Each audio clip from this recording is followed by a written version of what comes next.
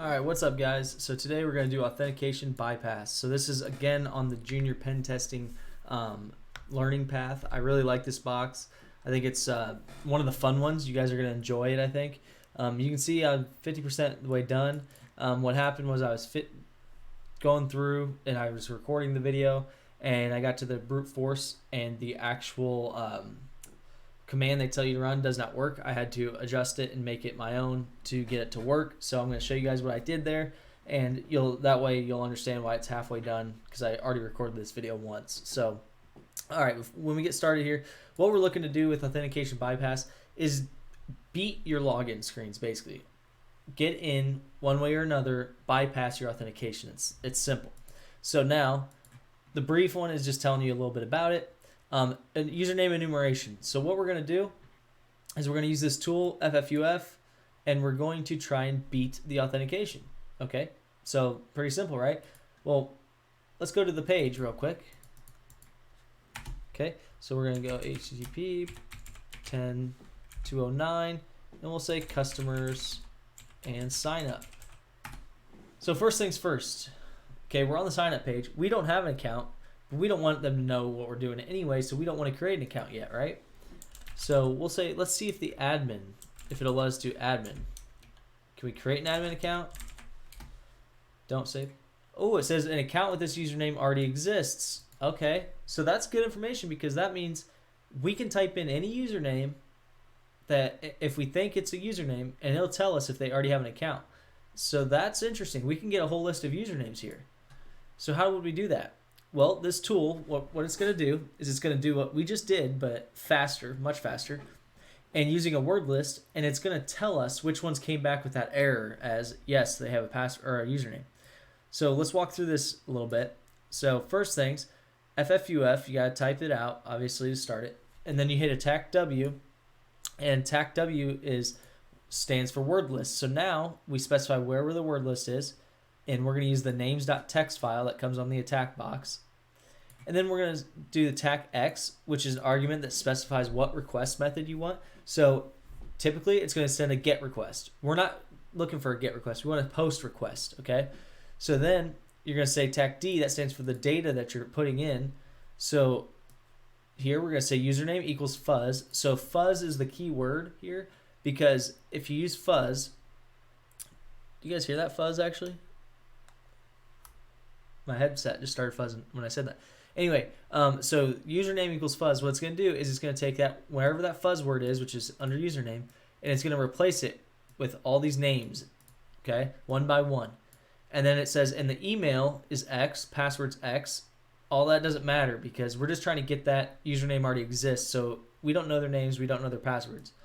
So now, then we go to content type. So the H is for header. We're going to say it's an application, it's a www form, so we need it to be in form format so that it understands what to do with it. Okay, and then the URL, which is the customer sign up page, and then the MR, attack MR, and we say username already exists. That's what we're looking for. Whenever we get that, show me that username that you typed in to get that username already exists. That's what we're saying. Okay, so here it is. We'll go ahead and hit it, and you can see here, hopefully you guys can see, it already came up with admin, Robert, Simon, Steve. Okay, it's done now, but it came up with all of this admin, Robert, Simon, Steve account. Okay, so there's 4 users right there that we have access to. Simon, Steve, Robert. Okay, perfect. We got that done. So there's 3 users that we now need to find the passwords for, right? So this is a super simple, there's a ton of ways to do this. Hydra does this. There's a bunch of tools out there that does this specific thing, and what it's doing is it's going to brute force the passwords, and I'll show you guys that command too, but we're using the same tool. Again, we're saying the word list, but this one, the command they have written is written incorrectly. It will not work, so keep that in mind. So instead of running 2 word lists, which this valid usernames.txt, that came from, they have you make that into a list, the usernames that you found. I didn't do that because, like I said, it doesn't work. And my guess is it's got to be a specific format or something, and it's not working. I'm not sure. But anyway, so then they're specifying that's word list 1, which you guys can see here. That's word list 1 to them. And then here's word list 2 to them. Boom. And then we're doing the post request. But you see here where it says username equals wordlist1 and password equals wordlist2. I changed that on mine, as you can see. I put username equals Steve and password equals Fuzz. So I'm just going to manually put the usernames in here to try and get his password because of the fact that there's only 3 of them. If there's hundreds and hundreds of usernames, then I wouldn't do that. But there's only 3 of them. So I can just run this command 3 times and figure it out.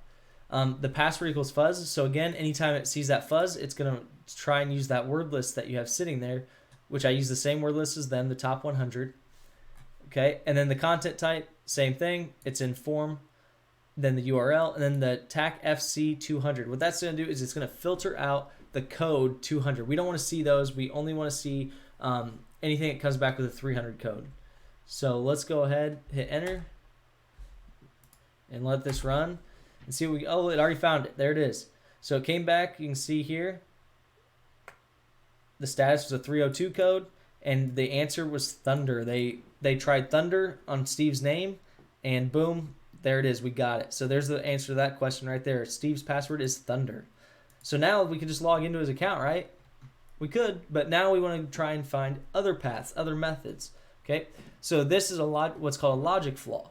So what a logic flaw is, finding a flaw in the coding that lets you bypass the actual authentication process, okay? Instead of trying to do this, we're still going through the authentication process. We're still going from step 1 to 2 to 3 to 4. But what we're doing is we already know the password, so we're still logging in and authenticating. We're not bypassing that method, okay? Here's what we're trying to do by bypassing it. So what it's saying here is, this here is a logic flaw example. What it's saying is, if you have, this is a PHP code, and with 3 equal signs, it says it has to be exactly that, exactly. Lowercase, capital, everything has to be exact same. So if I were to go to the admin page with that /admin, it checks to see if I'm an admin, and if I am, I get access. If not, I don't get to see it, right?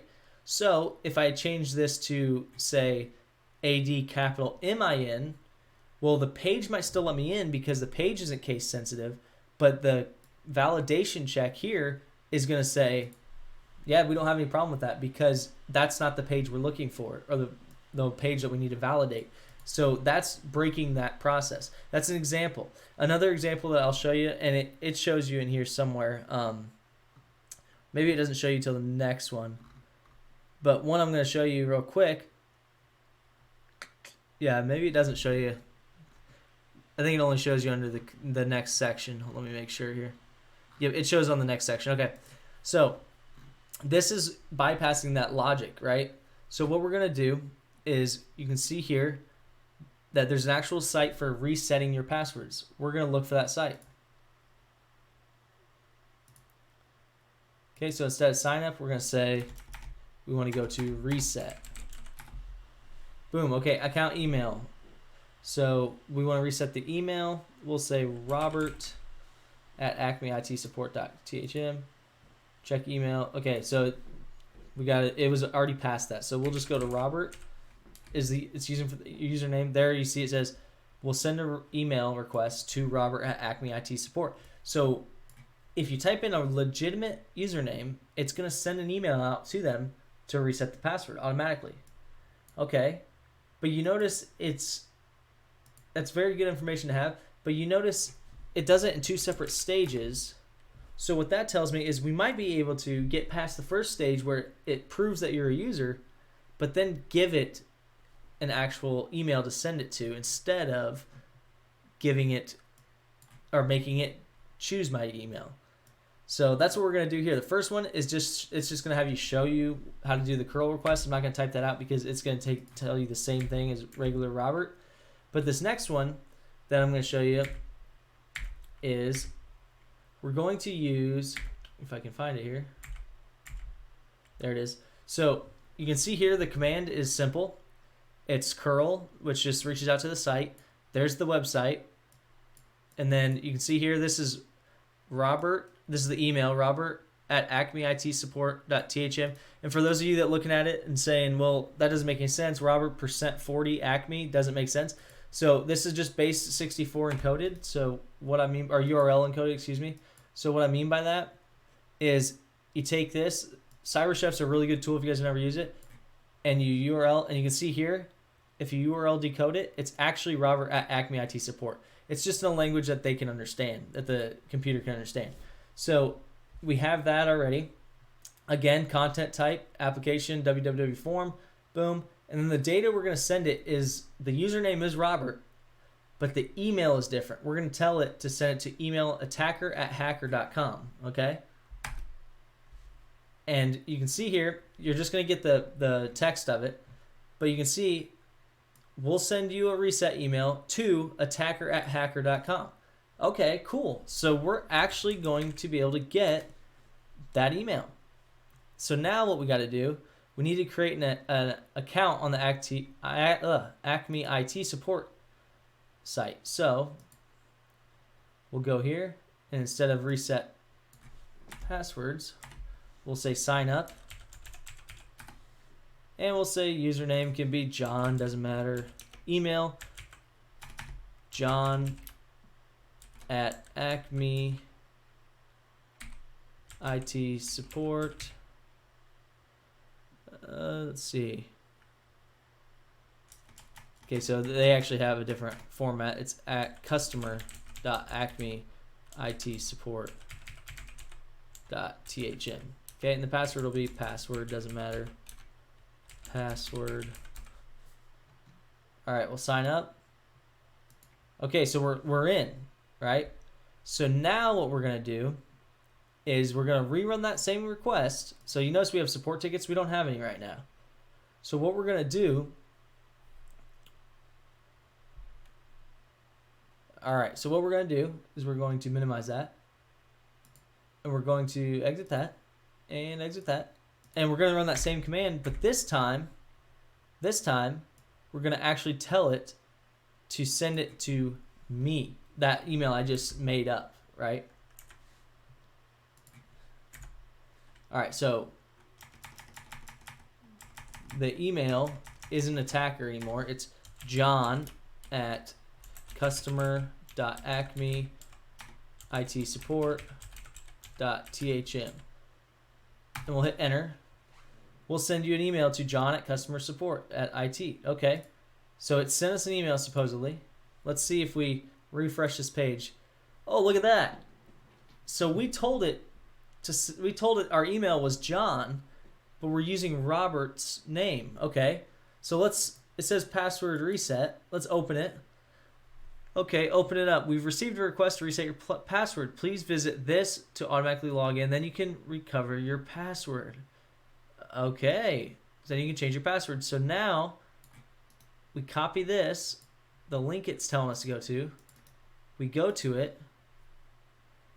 Okay, so we're in. This seems weird, right? It just took us back to the main page. But look who we are. We're Robert now.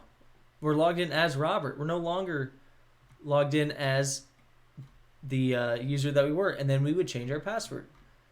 So that's interesting, isn't it? All right, new ticket. Let's open this up and see if it's... So there's a flag in here. There it is. Please don't tell anyone this. So there's the flag. So hopefully that made sense to you guys. Basically, all we did was we broke that authentication into multiple steps, and we broke the chain. Instead of it saying, it asks for the username, and then it automatically identifies the email and sends it to that email. We said, here's our email. We just told it, here's our email. Okay? So hopefully that makes sense to you guys. If not, feel free to ask questions in the comments, and I try to respond to them as fast as possible. So we'll keep those open and close these ones. All right, so now here's the fun one, cookie tampering. So for those of you that aren't familiar with cookies, it just saves it's information that saves your session so that you stay logged into websites longer. So you don't have to get out of it, log back in every single time. All right, so you can see here, this is what a cookie would look like. Logged in equals true, max age, and then the path. And then you can see the next cookie says admin equals false, max age, and then the path. Okay, so what that means is one of them would actually get you in, and then one of them would say whether you're an admin or not, right? So now what we're going to do is we're going to actually take that cookie, and there's an actual website here that they have. So we'll curl it, HTTP, whoops, not HTTP, HTTP, and you'll see they actually created this, which is pretty cool. 10.10.168.209. Okay, and then you can see here it's /cookie test. All right, so it says right there, not logged in. Okay, that's all it's going to tell me. That's what it's for. That's a cookie test. Did I have a session already in? No, I didn't. Okay. All right, cool. So now let's do the same thing. Get down here, curl it again, but this time we're going to insert some information. Okay, so we're going to change the headers. We're going to insert a little bit of info here, and we're going to say, we'll just leave that there. I was going to move it, but whatever. So we'll say cookie logged in equals true. Okay, so we want it to think that we're logged in. Okay, and then admin equals false. So it right now, if I send this cookie to it, it's going to think we're logged in, but it's not going to think we're an admin. Okay, hopefully this makes sense. All right, now it says logged in as a user. Okay, cool. So then what if we did this? What if we did the same thing but told it we're an admin? Will it just believe us? Let's find out. Okay, so there it didn't, but it must be case sensitive.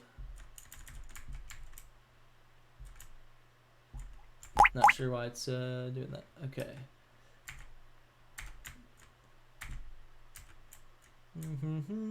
All right, we're gonna say admin is true. Okay, and then look at that, logged in as admin, and then there's our flag. So it believes us to be logged in.